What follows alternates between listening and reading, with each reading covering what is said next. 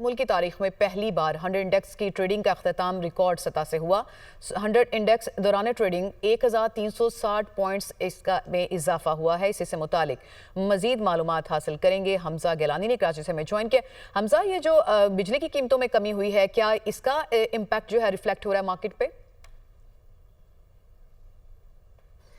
जी बिल्कुल, मार्केट का आगाज़ ग्रीन जोन के साथ हुआ था, लेकिन डोनाल्ड ट्रंप का जो ऐलान आया उससे मार्केट रेड जोन में दाखिल हो गई। लेकिन फिर वज़ीर-ए-आज़म पाकिस्तान ने एक बड़ा ऐलान किया और बिजली सस्ती कर दी घरेलू सार्फिन के लिए, सनती सार्फिन के लिए, कमर्शियल सार्फिन के लिए। इसको मार्केट ने बड़ा पॉजिटिव लिया और यकदम मार्केट 1,17,500 के लेवल से जंप करके 1,19,100 के लेवल पे चली गई। 1,360 पॉइंट्स प्लस मार्केट गई। सरमायाकारों का एतमाद बहाल हो गया। जो यूनिवर्सल टैरिफ की वजह से एतमाद उनका ज़ायल हुआ था, वज़ीर-ए-आज़म पाकिस्तान के ऐलान के बाद उनका एतमाद बहाल हुआ। सरमायाकारी का रुझान बढ़ गया। ऑयल एंड गैस सेक्टर और रिफाइनरी सेक्टर में हमने सरमायाकारी देखी है, क्योंकि बहुत सारी प्रोडक्शन हुई है। रिवाइवल प्रोडक्शन की material information I, oil and gas sector से डिस्कवरी की मटीरियल इन्फॉर्मेशन आई, जिसकी वजह से मार्केट दोबारा से बूस्ट हुई और 100 इंडेक्स ने तारीख की बुलंद तरीन सतह पे जाकर क्लोजिंग की।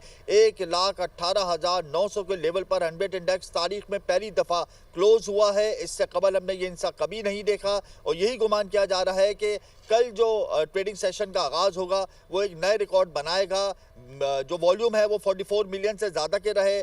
वैल्यू भी बड़ी शानदार रही। मजमूई तौर पे स्टॉक मार्केट के लिए आज का दिन बहुत बेहतर रहा। इसके अलावा महंगाई बढ़ने की शरह 0.69% पे आ गई है, जो 60 साल के बाद हुई है और इसको भी बड़ा पॉजिटिव लिया जा रहा है। तो मजमूई तौर पे अब हमारी एक्सपोर्ट भी इंक्रीज़ होगी। हमारी जो ब्लू चिप कंपनीज़ हैं उनके शेयर्स में भी रेल पेल देखी जाएगी। तो आइंदा वाले जो सेशंस है स्टॉक मार्केट के लिए वो बहुत शानदार होने वाले हैं। हमजा गिलानी, जैसे अभी आपने अमेरिकी टैरिफ की बात की, तो वो तो ऐसे ही है ना, अब तो वो मौजूद रहेगा, वो तो कहीं नहीं जा रहा। गो के मुकामी सतह पे हमारी बिजली की कीमतों में कमी हुई है और उसका इम्पैक्ट हमने मार्केट पे देखा। डू यू थिंक कि ये जो बेहतरी है ये सस्टेन कर पाएगी?